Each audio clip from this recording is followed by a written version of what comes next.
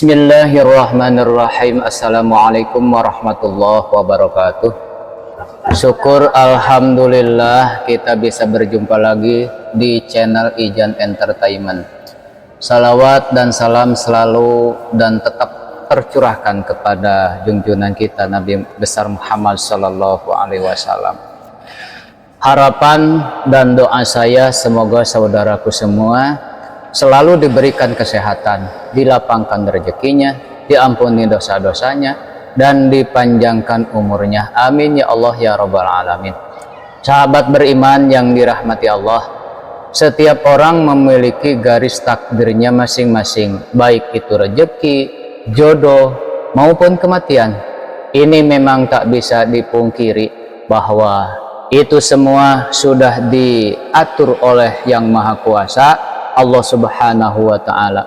Mungkin kita pernah melihat bahwasanya meski sebagian besar orang melakukan kerja keras agar mendapatkan rezeki atau kekayaan yang berlimpah, akan tetapi pada kenyataannya masih banyak yang belum mampu mendapatkan layaknya yang diinginkan. Sementara di sisi lain ada beberapa golongan yang justru dikejar-kejar rezeki dari manapun asalnya, atau kita menyebutnya sebagai orang yang dijamin rezekinya oleh Allah Subhanahu wa Ta'ala. Sebagaimana yang dijelaskan dalam Al-Quran surah At-Tolaq ayat 3, Allah Subhanahu wa Ta'ala telah berfirman, Allah memberinya rezeki dari arah yang tiada disangka-sangkanya. Dan barang siapa yang bertawakal kepada Allah, niscaya Allah akan mencukupkan keperluannya. Sesungguhnya Allah melaksanakan urusan yang dikehendakinya. Sesungguhnya Allah telah mengadakan ketentuan bagi tiap-tiap sesuatu.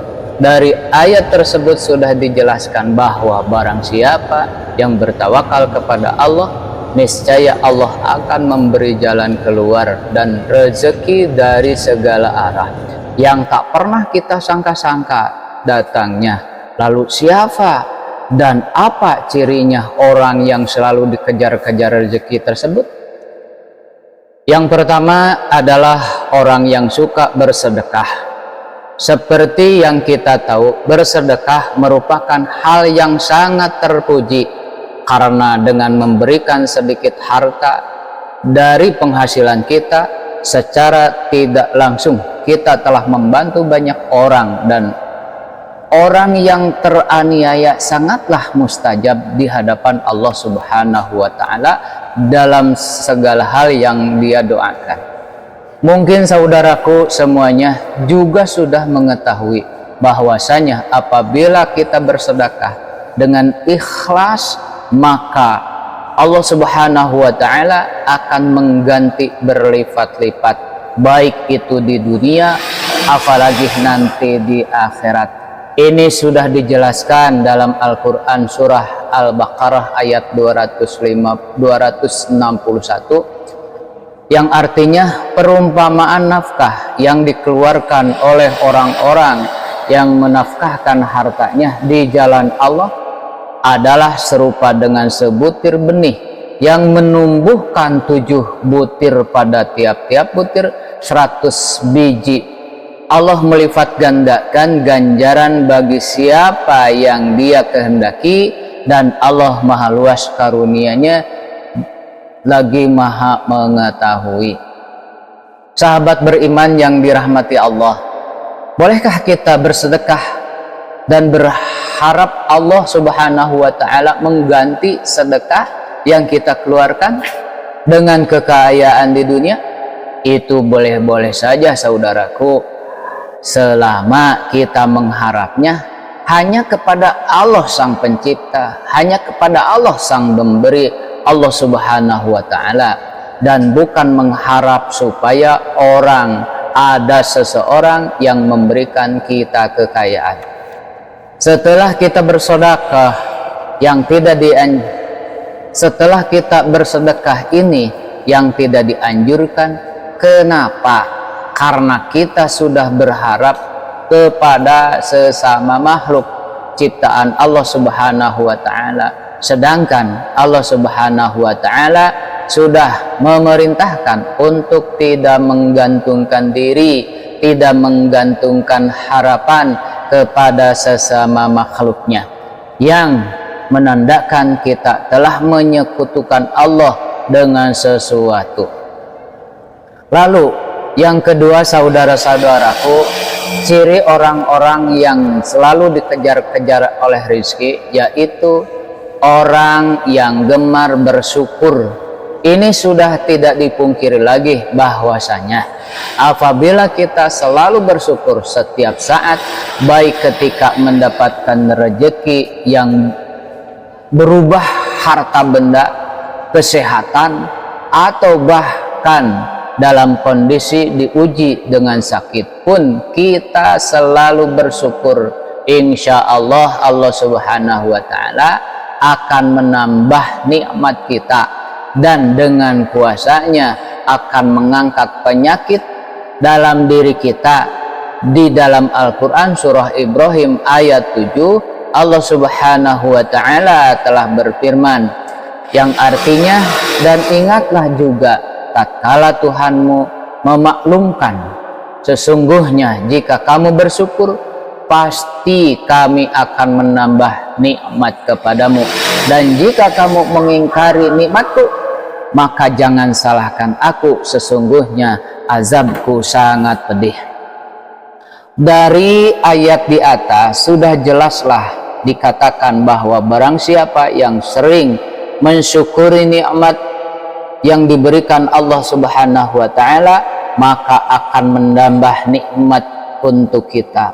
Akan tetapi jika kita mengingkari nikmat yang diberikan Allah Subhanahu wa taala, merasa bahwa nikmat itu adalah hasil jerih payah kita, merasa jabatan itu adalah hasil jerih payah kita, dalam hati merasa datangnya ekonomi atau uang yang banyak itu adalah hasil keluh kesah kita, sehingga dalam hati kita lupa siapa yang memberi semuanya, maka Allah akan menazab orang tersebut dengan azab yang sangat pedih. Untuk itu, teruslah bersyukur saudara-saudaraku dalam segala kondisi, dan lakukan setiap hari. Insya Allah nikmat kita akan terus ditambahkan oleh Allah Subhanahu wa taala. Amin ya Allah ya Rabbal alamin. Yang ketiga, saudara-saudaraku, ciri orang yang selalu dikejar-kejar rezekinya, yaitu orang yang sering membaca Al-Quran, terutama surah Al-Waqiah. Surah Al-Waqiah memang dikenal memiliki keutamaan dalam hal mendatangkan rezeki atau nikmat. Dalam hadis Ibnu Adi disebutkan bahwa kita sangat dianjurkan untuk mengajarkan surah Al-Waqiah kepada istri, anak, atau keluarga yang lain, karena surah tersebut merupakan surah yang mampu menderaskan rezeki bagi siapapun yang mengamalkannya dengan istiqomah, insya Allah biiznillah. Yang keempat, orang yang sering beristighfar. Istighfar merupakan salah satu usaha batiniah untuk memohon ampunan kepada Allah Subhanahu wa taala atas segala dosa yang kita perbuat selama ini. Lalu apa hubungannya dengan selalu dikejar rezeki? Orang yang selalu beristighfar dalam kondisi apapun secara tidak langsung dapat membersihkan hatinya dari segala dosa dan kesalahan. Ketika kita bersih, maka kemungkinan besar rezeki yang diberikan Allah Subhanahu wa taala bisa sampai kepada kita. Dalam Al-Quran surah Hud ayat 3, Allah Subhanahu wa taala sudah berfirman, dan hendaklah kamu meminta ampun kepada Tuhanmu dan bertaubat kepadanya.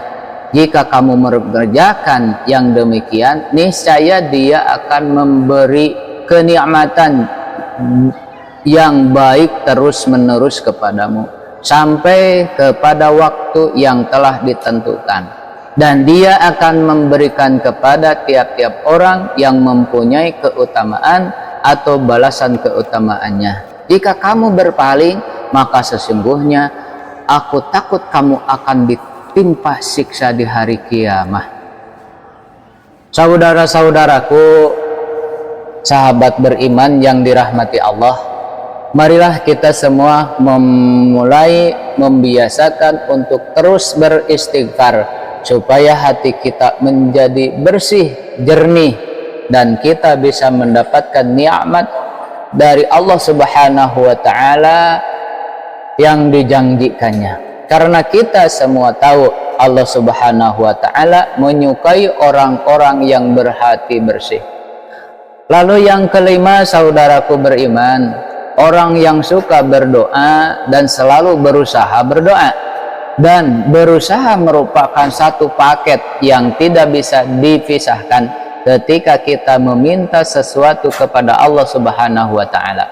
Karena sangat mustahil orang yang hanya berdoa saja tanpa berusaha akan mampu mendapatkan yang diinginkan dalam doanya. Untuk itu, selain kita berdoa, juga berusaha untuk mendapatkan hasil doa yang sudah kita panjatkan kepada Allah Subhanahu wa taala. Sebagai mana sebuah ungkapan manjada wajada, yang artinya barang siapa bersungguh-sungguh akan menemukan hasil yang diinginkan.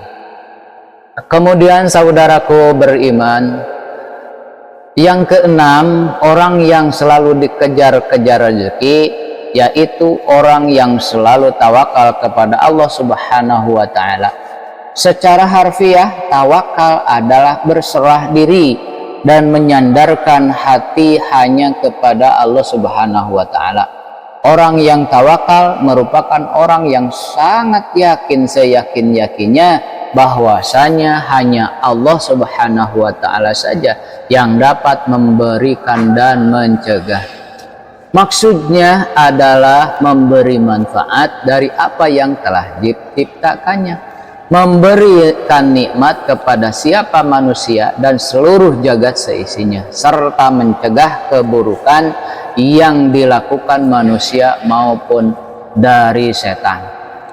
Dari Umar bin Khattab radhiyallahu an, Rasulullah shallallahu alaihi wasallam pernah bersabda, seandainya kalian sungguh-sungguh bertawakal kepada Allah, sungguh Allah akan memberi kalian rezeki sebagaimana Allah memberi rezeki kepada seekor burung yang pergi pagi dalam keadaan lapar dan perutnya kosong, akan tetapi mereka kembali dalam keadaan kekenyangan.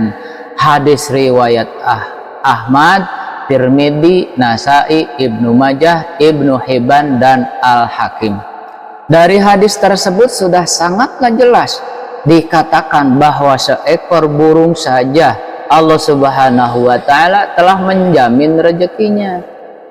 Apalagi kita sebagai manusia yang mau bertawakal hanya kepada Allah Subhanahu wa taala, insya Allah rezeki tidak akan pernah putus diberikan oleh Allah Subhanahu wa taala kepada kita semua. Wallahu a'lam bishawab. Demikian yang bisa kami bagikan. Saudara sekalian, kalau menurut saudara video ini bermanfaat, tolong like, komen, subscribe, dan share ke teman-teman saudara semua. Terima kasih. Wassalamualaikum warahmatullahi wabarakatuh.